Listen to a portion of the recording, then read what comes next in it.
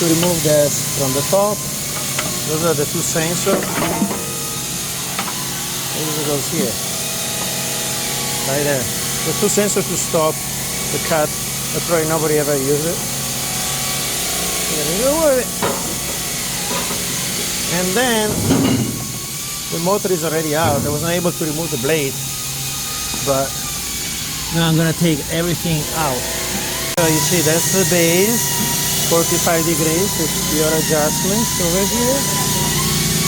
And there's a screw. I don't know if this screw will ever work in case I have to. And that's the motor, the spindle assembly in the floor.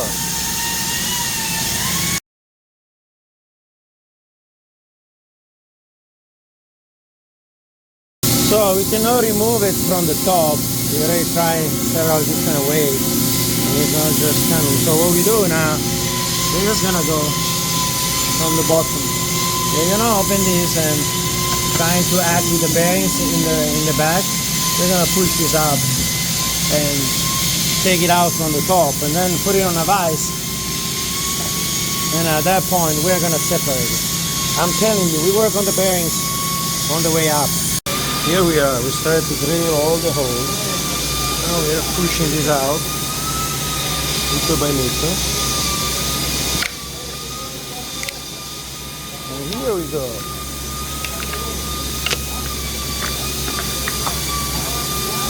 Took already the back out. We're gonna get there. Don't worry. Yes, we're gonna get there. One day someone told me, if you cannot enter from the front, you enter from the back. Woohoo! Look at that. Job almost done. I just have to remove the flange, but right now it's gonna be much easier.